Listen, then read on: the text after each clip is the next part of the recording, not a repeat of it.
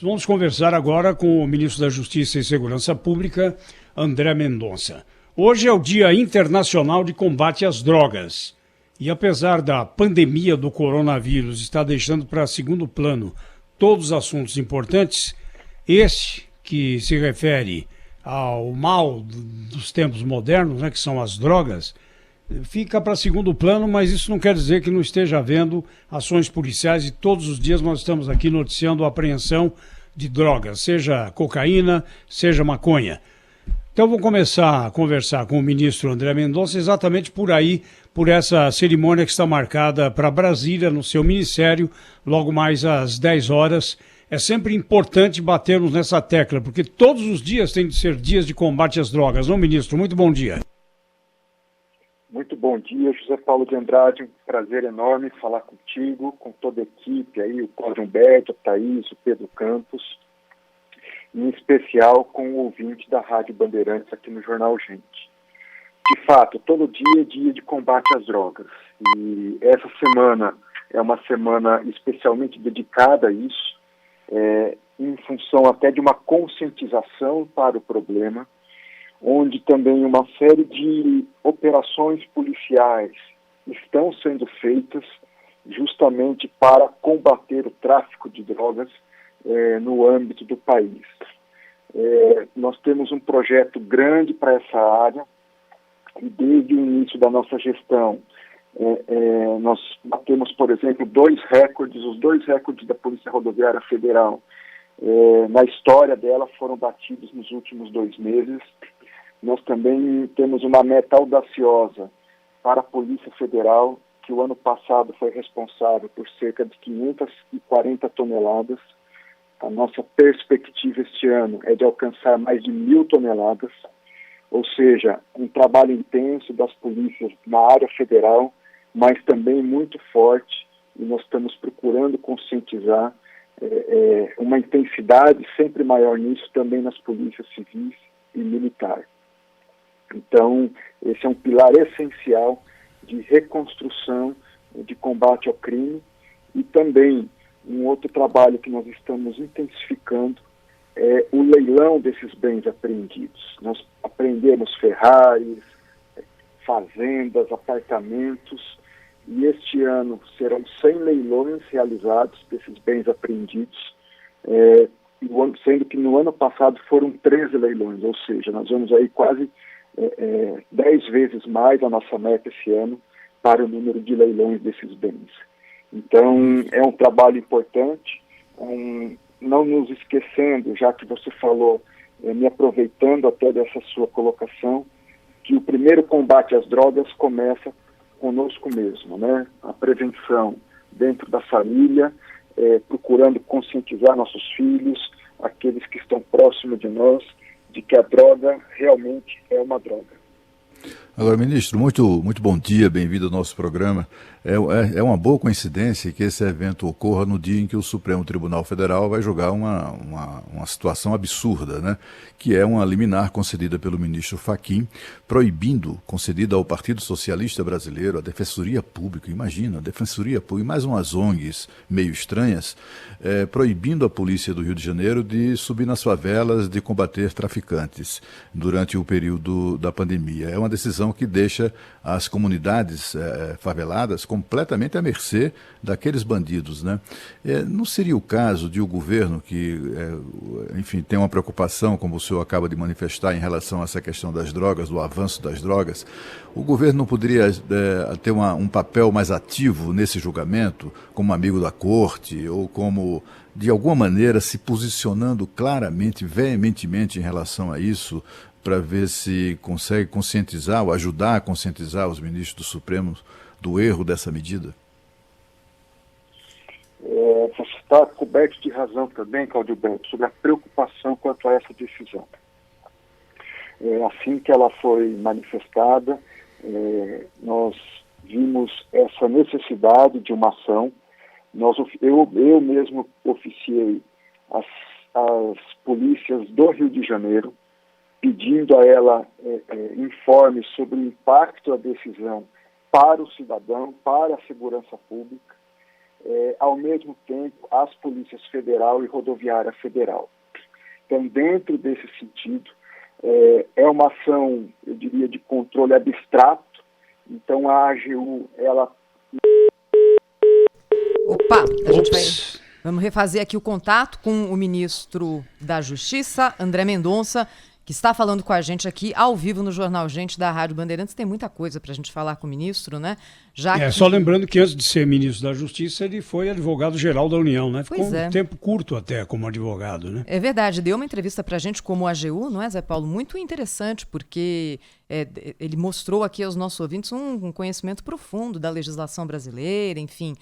O ministro sempre foi um estudioso e entrou no cargo numa missão que é bastante difícil, não é?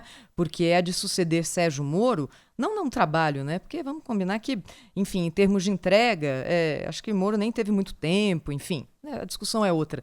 Mas é porque do ponto de vista ali do holofote, né? Como o Moro foi apresentado no começo do governo como um lá dos soldados principais do governo Bolsonaro, é essa a missão que assume agora o ministro André Mendonça, que está de volta conosco aqui na Rádio Bandeirantes. Está ouvindo bem a gente, ministro?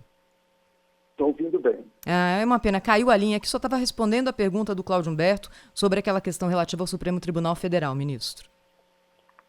Pois não. Como eu estava dizendo, é uma decisão realmente preocupante para todos nós.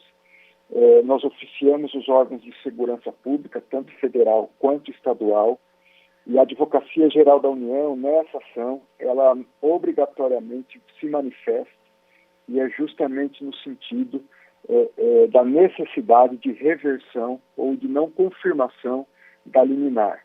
Porque qualquer operação policial nas comunidades do Rio de Janeiro, e essa é uma expressão muito aberta, mas mesmo que não fosse, mesmo que houvesse uma delimitação, nós não podemos deixar não haver Estado garantindo a segurança pública do cidadão. Onde não há Estado, há o crime organizado. Então, nós precisamos fazer uma opção pelo Estado. E se houver abuso, se houver equívoco, logicamente que essas situações que fogem à lei, elas devem ser punidas. Porém, nós não podemos tirar o Estado da segurança pública. Há uma presunção de legitimidade da atuação das polícias, e essa presunção ela tem que prevalecer, e essa é a nossa defesa intransigente quanto a esse ponto. Ministro André Mendonça, bom dia, o Pedro Campos. Eu queria perguntar para o senhor sobre os reflexos, né, desses atritos que a gente teve entre os poderes recentemente. O senhor esteve em uma reunião com o ministro Alexandre de Moraes para conversar recentemente. O governo busca uma reaproximação com o Supremo Tribunal Federal. Como o senhor enxerga essa relação hoje entre o Executivo e o Judiciário? Olha, é uma relação, ela tem que ser sempre respeitosa, e há dois elementos na Constituição que devem caminhar juntos. Um é a independência do Judiciário, a independência do Legislativo e também a independência do Executivo. O outro é a harmonia, ou seja, um deve cooperar para a harmonia entre os poderes e fazer com que todos tenham uma relação onde o foco seja a construção para um país melhor. Muito se tem falado em poder moderador hoje.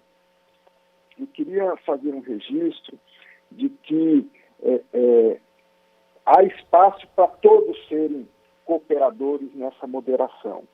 E moderação significa, em primeiro lugar, uma autocontenção para que nenhum dos poderes, seja executivo, legislativo, seja judiciário, abuse do seu poder ou também se desvie das finalidades que é o interesse público.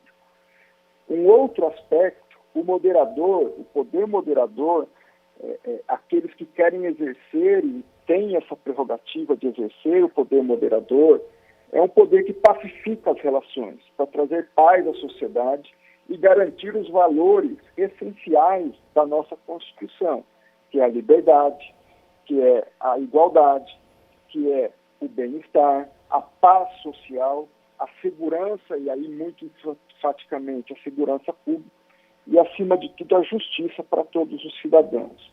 No mundo em que vivemos hoje, uma sociedade muito fluida, onde os poderes eles são exercidos de maneira muito abrangente por todos os setores da sociedade, nós temos vários poderes hoje, além dos 3 poderes, que podem contribuir com esse poder moderador. Nós temos, por exemplo, o Tribunal de Contas da União, as funções essenciais da Justiça, e aí nós temos o Ministério Público e a Advocacia Geral, a Defensoria Pública também com bastante destaque. Nós temos a imprensa, que também tem esse papel de contribuir para que as relações sociais elas sejam normalizadas. E a nossa busca é para que todos os poderes, inclusive imprensa, inclusive Ministério Público, Justiça, Legislativo e também o Executivo, eles contribuam com isso. O que eu tenho defendido é que nós temos que dar o primeiro passo. Então, se eu espero uma moderação e uma pacificação social, nós temos que ter a coragem de dar o primeiro passo. E essa construção é nesse sentido. O que nós esperamos é uma reciprocidade de todos nesse processo de reconstrução nacional diante da maior crise da nossa história. O ministro da Justiça, André Mendonça, ao vivo conosco na Rádio Bandeirantes, entrevista no ar também agora na Band News TV e no portal UOL. Ministro, já que o senhor fala sobre relacionamento entre poderes, a gente viu que a temperatura entre o Poder Executivo e o Poder Judiciário nos últimos dias baixou bastante. O senhor teve algum papel nessa aparentemente calma que a gente vive aqui, ainda bem, nos últimos dias, ministro? Eu creio que é um papel colegiado, não há protagonismo de ninguém, né? O próprio presidente da República, ele tem tido papel fundamental nisso. Eu acho que ele é a grande liderança, né, nesse processo de busca e que nos autorizou a caminhar num sentido de diálogo, porque eu acredito muito no poder da palavra. A palavra tem poder para construir, mas também tem poder para destruir.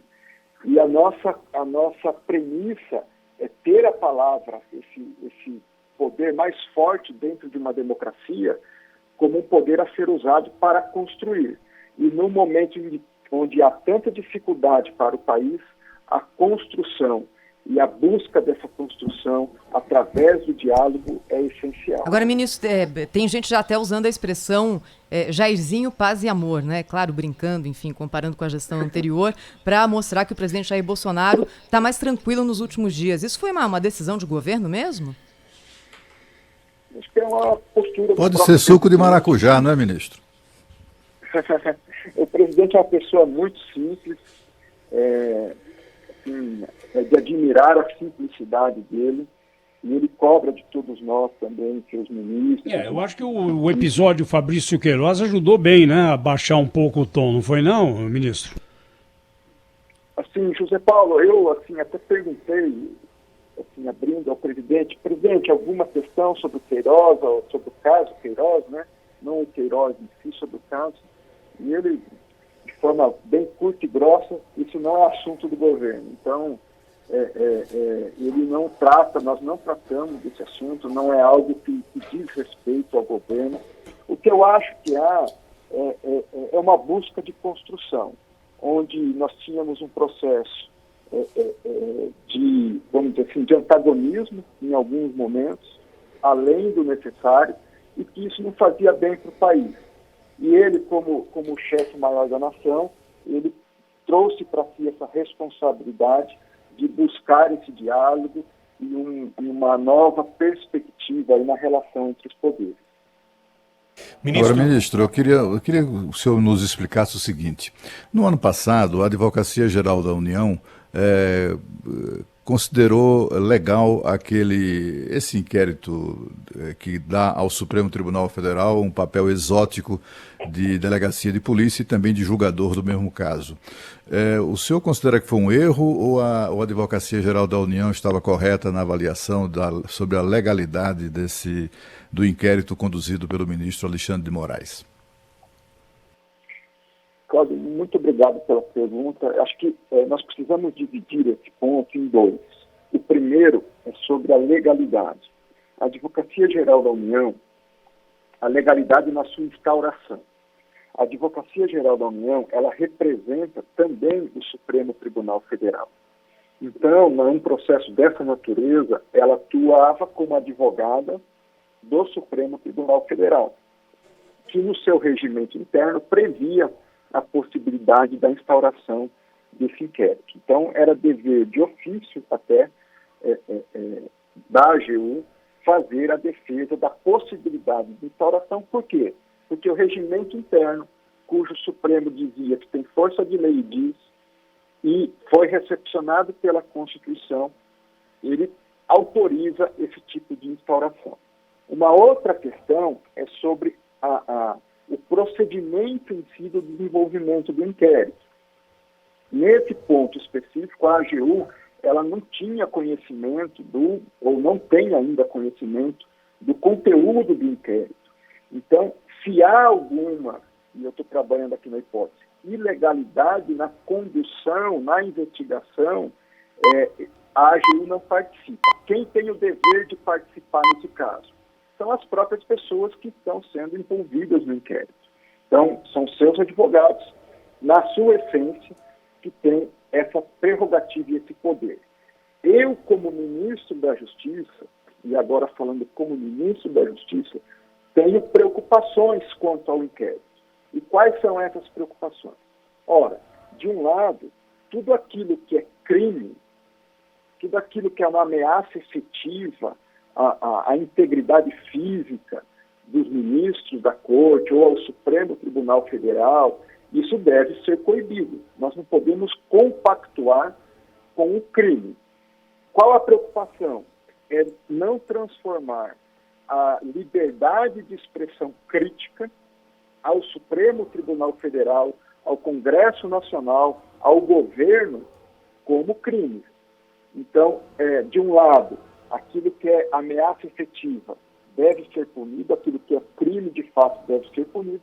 De outro, a liberdade de expressão, ela tem que ser preservada ao seu grau máximo.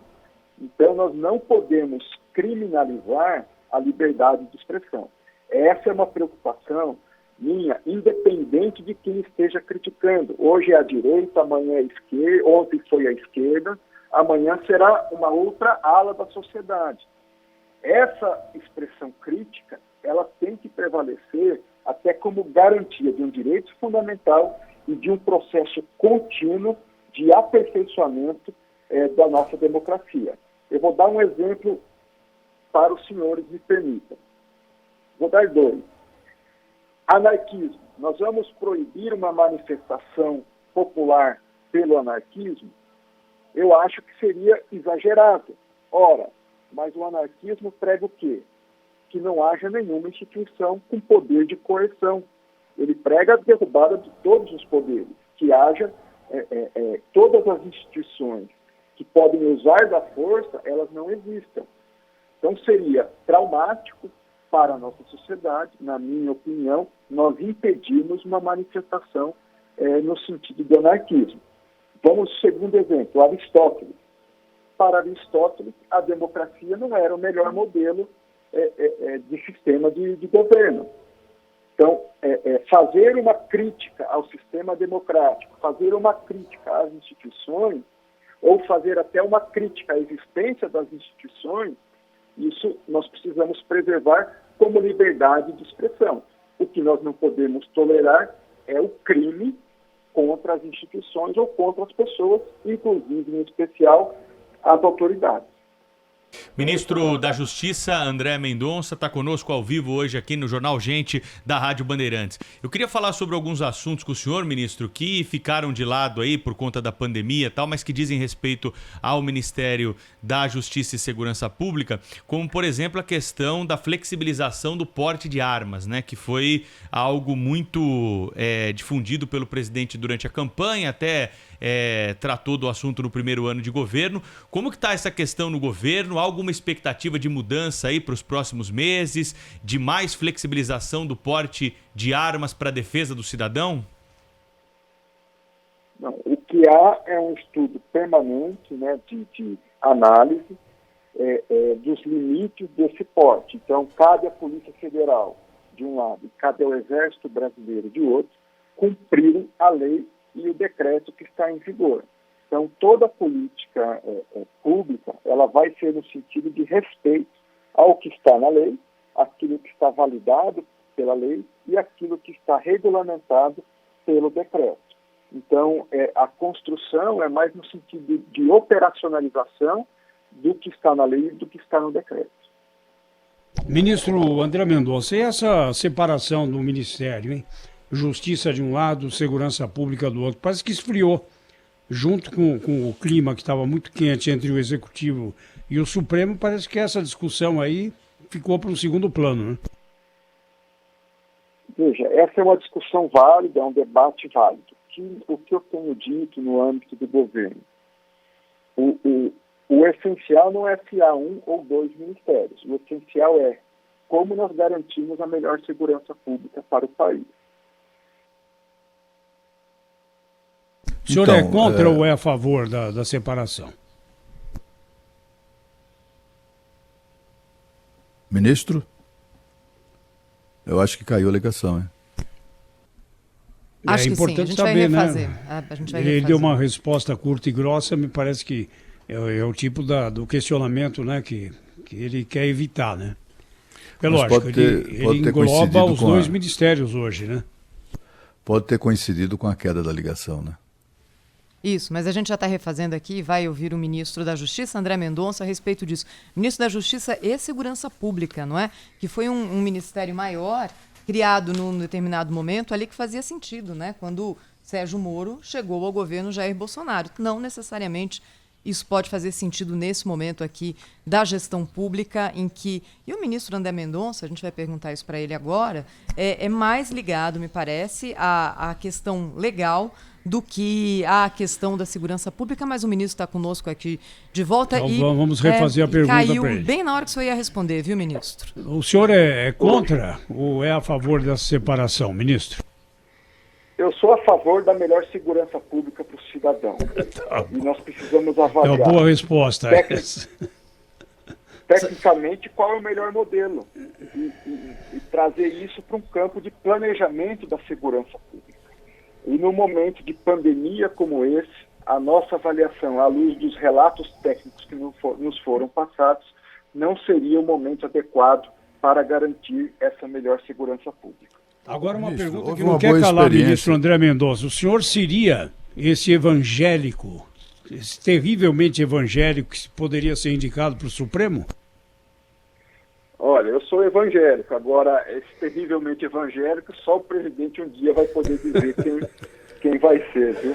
Eu confesso que entre nós não há esse tipo de discussão, é algo que fica mais aí no âmbito do debate na sociedade e da imprensa. Faltam poucos meses para a indicação, né, ministro? É em novembro, né? Deve ser em novembro, mas de qualquer forma o que eu posso garantir é que no âmbito do Ministério da Justiça e Segurança Pública, o nosso planejamento é 2022. Toda a construção da nossa política e da gestão está sendo pensada até o fim do governo. Ministro, a gente vive num país que é muito violento, né? E nós temos vários crimes aí que precisam ser combatidos. O senhor tem uma prioridade aí da sua gestão? Tem algo que o senhor pensa e direciona a estratégia do Ministério da Justiça e Segurança Pública com mais ênfase, que te daria satisfação no momento que for para deixar o cargo, de sair com o dever cumprido em relação a alguma área? Eu te pergunto isso porque são muitas frentes, né? Nós temos tráfico de drogas, tem problema de homicídio grave em muitos estados. Agora surge essa questão do feminicídio durante a pandemia, que tem também preocupado muitas autoridades. Qual é o crime que mais preocupa o ministro da Justiça e Segurança Pública hoje e que o senhor direciona as ações para, de alguma forma, tentar, se não puder acabar com ele, minimizar os impactos para a sociedade?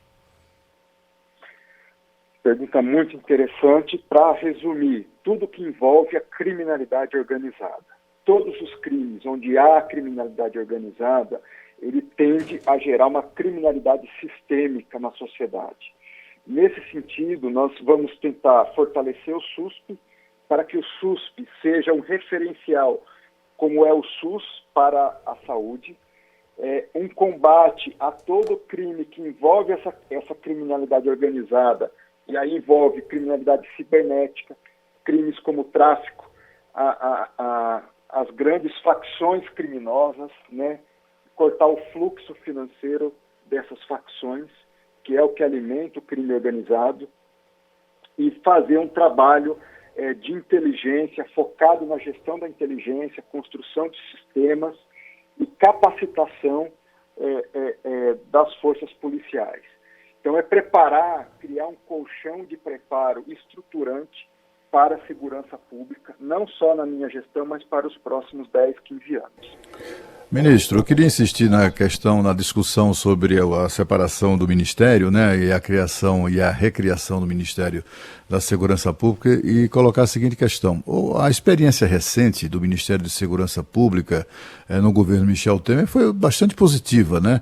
Inclusive foram as ações daquele ministério com investimentos com transferência de recursos maciça, né, para os estados e municípios, que fez, sobre os estados sobretudo, que derrubou os indicadores de criminalidade, etc. Isso não recomendaria um estudo mais, digamos assim, mais breve, né? mais apressado não digo, mas não seria recomendável levar mais a sério essa divisão do Ministério e a recriação do Ministério de Segurança Pública? Sim, o estudo tem que ser feito de forma efetiva, não algo para simplesmente um discurso, porque nós estamos tratando de um bem muito valioso para a sociedade.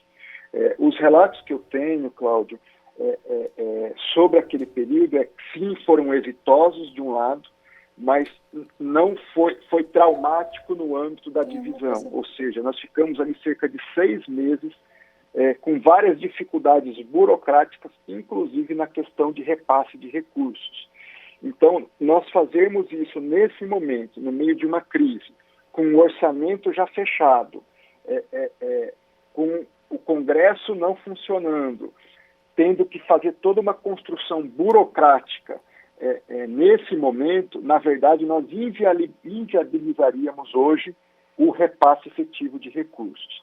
O que nós fizemos foi criar uma secretaria específica, já nesse primeiro momento, sem aumento de gasto, para ter uma melhor construção dos procedimentos para repasse de recursos e focarmos a Secretaria Nacional de Segurança Pública naquilo que eu diria assim, o filé mignon do trabalho da segurança pública, que é a construção do planejamento da segurança pública.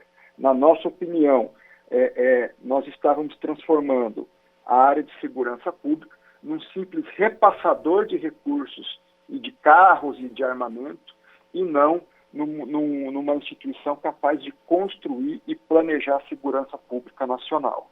Então, é um processo que nós temos que fazer com cautela de um lado, mas sem o vagar, vamos dizer assim, que a necessidade demanda.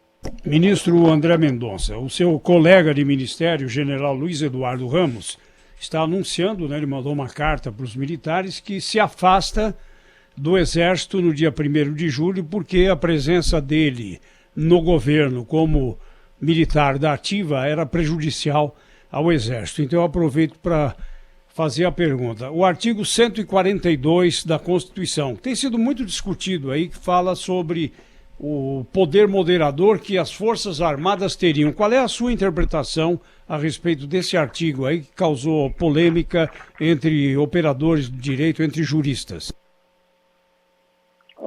Há uma discussão hoje grande sobre esse poder moderador. Como eu disse, há espaço para todos moderarem, né? Se a questão é ser moderador, no âmbito de exercício de poder, cabe ao Executivo exercer também esse papel de moderação, e o próprio presidente tem feito isso. Cabe ao Judiciário também ter esse papel de moderação, cabe ao Legislativo, cabe à imprensa, cabe a todos nós, até nas nossas manifestações pessoais no Twitter, por exemplo, temos esse papel de moderar para construir. Se formos mais enérgicos, que seja para a construção do país, e não para a desconstrução. Então, há papel para todos nesse sentido, inclusive para as Forças Armadas, que também têm um papel relevante à luz da Constituição, que é, se um poder quiser se sobrepor pela força ao outro, de forma autoritária, ele deve ser contido, e as Forças Armadas precisam garantir a ordem jurídica e constitucional. Ministro, o seu antecessor, o ex-juiz Sérgio Moro, ele deixou o Ministério, reclamando de interferência na Polícia Federal, sugerindo que podia haver algum tipo de interferência do presidente da República ou intenção na Polícia Federal. A Polícia Federal segue independente? O senhor que tem acompanhado, aí, tem chefiado, o trabalho por ter a Polícia Federal dentro do seu organograma. O que o senhor pode contar para o ouvinte da Rádio Bandeirantes sobre a independência da instituição? Bom, primeiro eu discordo, com todo respeito, da colocação do ministro Sérgio Moro. Nunca houve interferência ou tentativa de interferência na Polícia Federal. O que deve haver em todos os campos, numa gestão pública, é uma avaliação se a pessoa que está nos cargos é a melhor pessoa para estar nos cargos. Agora, interferência para se atuar nunca houve, não há e não se admitirá. E o próprio presidente da República é o primeiro a defender essa autonomia da Polícia Federal. Ministro, a gente todos os dias noticia aqui... Operação. Então, vamos encerrar a entrevista com o ministro André Mendonça, agradecendo muito a ele pela atenção e pelas palavras aqui com os ouvintes da Rádio Bandeirantes.